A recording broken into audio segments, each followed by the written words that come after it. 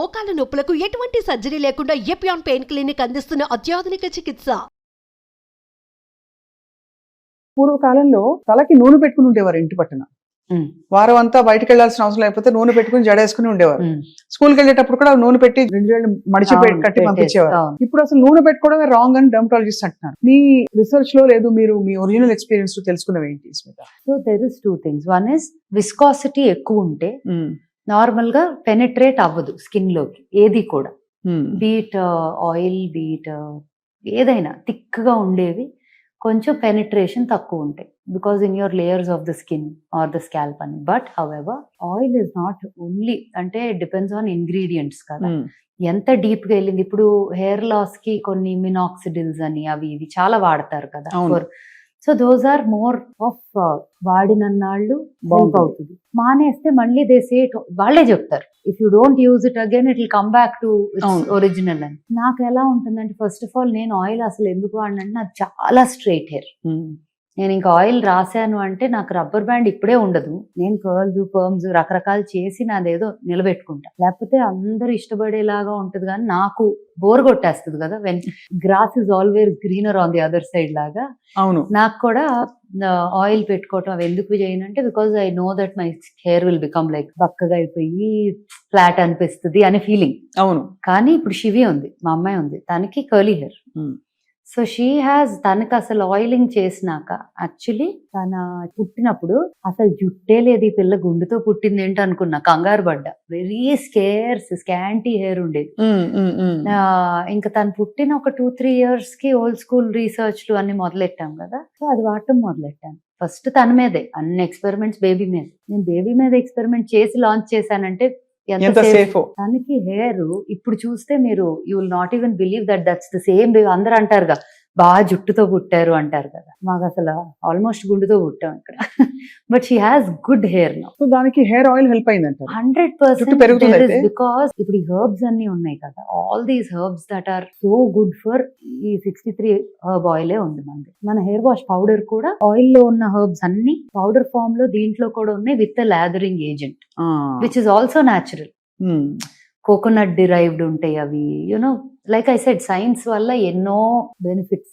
అవును, సో అవన్నీ ఉంటాయి. సో ఇప్పుడు ఏంటి, ఇంతకు ముందు ఆ షీకాకాయ నీళ్లు అవి కళ్ళకి మండిపోయేవి. నాకు ఎక్కడంటే ఒకసారి బేబీ ప్రోడక్ట్స్ వీడియో షూట్ చేసేటప్పుడు నాకు Geetha is also, Geetha Madhuri singer, తనకి బేబీస్ ఉన్నారు కదా. సో ఈ బేబీస్ ఉన్న మదర్స్ అందరూ ఏదో ఒక టైంకి నాకు ఇది నచ్చిందో అది బాగుంది ఏదో ఒకటి మాట్లాడుకుంటాం. నాకు ఒక వీడియో కావాలి బుడ్డోడితో చేద్దాం అని అడిగితే షీ కేమ్ హోమ్. ఒక రోజు షార్ట్ అనమాట, చక్క పడుకోబెట్టి లేపి తీసుకొచ్చింది. హెయిర్ వాష్ పౌడర్ ఇంకా పూర్తిగా లాంచ్ కూడా చేయలేదు కానీ రెడీగా ఉంది. అక్క వాడేద్దాం అక్క. అమ్మో కళ్ళు మండుతాయేమో నాకు టెన్షన్. తను టకటక రుద్దేసింది, వాడేసింది. అసలు ఏమీ లేదు, ప్రశాంతంగా ఉన్నాడు, హ్యాపీగా పడుకున్నాడు కారెక్కి. సో యూనో నేను భయపడతా కానీ పర్వాలేదా ఓకేనా అని.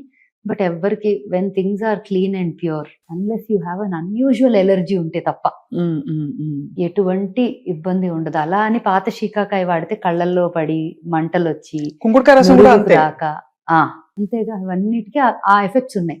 అండ్ నురుగు రాదు. కళ్ళు అసలు కుంకుడుకాయ స్నానం చేసి వచ్చాక కళ్ళు ఎర్రగా ఉండేవి చాలా. అండ్ అదిను ఏంటి, అది వాష్ చేశాక అంతా ఇంకా అతుక్కొని ఉంటుంది తల్లోనే సగం. So all of those problems అన్ని లేకుండా న్యాచురల్ గా నాకైతే, నా కూతురు అయితే ఈ హెయిర్ వాష్ పౌడర్ లేకపోతే మధ్యరాత్రి అయినా స్టోర్ ఓపెన్ చేయించి తెప్పిస్తుంది తప్ప షాంపూతో తల స్నానం చేయదు. అంటే నిజంగానే యాక్చువల్లీ తనకంత చిన్న వయసులో ఆ సబ్జెక్ట్ మీద like she's like no I want this only. And తనకి ఒకవేళ ఇది నచ్చలేదా పోనీ అలా అని ఏమి వాడదా అంటే ఏదో బ్రాండ్ చూసి అమ్మ అదేదో అంట అని చెప్పి ఏదో పర్ఫ్యూమ్ అడుగుతుంది, ఏదో అడుగుతుంది. ఇట్స్ నాట్ లైక్ అన్ని పాతకాలం పద్ధతులు మాత్రమే చేస్తుందంటే కాదు, కానీ కొన్ని ఉంటాయి కదా అవి నచ్చినాయి ఇంకా అది తప్ప వాడు.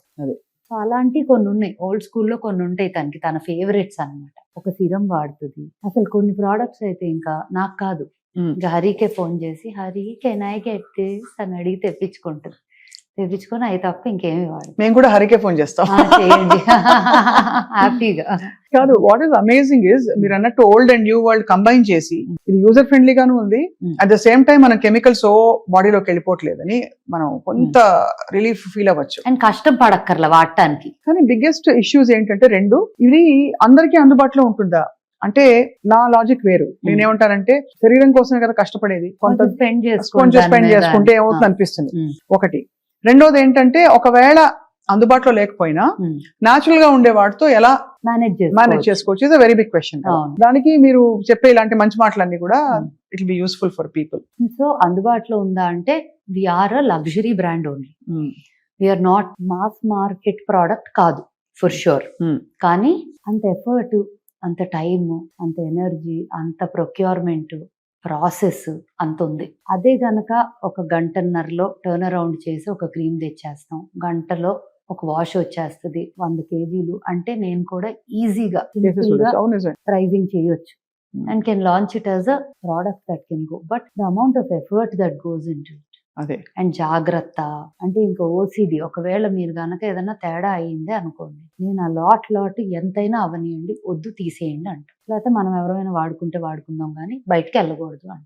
అంత జాగ్రత్త తీసుకుంటారు. That's a very commendable thing. అలా ఉన్నప్పుడు మరి కాస్ట్ తక్కువ ఉండటం అనేది then I will be doing social service. అంటే మీరు ఏ కారణంతో మొదలు పెట్టారో అది పూర్తిగా వైలేట్ అయిపోతుంది అండ్ అది కూడా ఏమవుతుంది, సర్వీస్ చేయొచ్చు ఒక లెవెల్ వరకు. దానికన్నా ఎక్కువ చేసుకుంటా పోతే నేను బ్యాంక్రప్ట్ అయిపోవచ్చు. You know the reason for the price. ఇప్పుడు కొంతమంది అంటారు ఎవరో ఒకళ్ళు పెట్టారు ఎక్కడో, I think in one of the video something, old rituals were never so expensive or something like that. The effort that goes into it, the ingredient procurement, the process, the way we presented it, the way we want to, ఒక్కొక్క brand కి ఒక vision ఉంటుంది. So vision for this brand is it has to be a global brand where India is really like wow this is Indian culture heritage అని. అలా చేయాలి అంటే నేను ఇలా మాత్రమే చేయగలను. This is the only way. So I think the end goal made us take this hard decision of keeping it like. No, absolutely. That is very clear. The second problem I'll address is consistency. ఎంతకాలం ఒక way of life ఏంటి, ఈ products వాడాలనే కాదు, ఒక విధానంలో మనం నిష్టగా చేస్తే మనకి కొద్దో గొప్ప రిజల్ట్ కనిపిస్తుంది స్కిన్ అండ్ హెయిర్ కేర్ లో.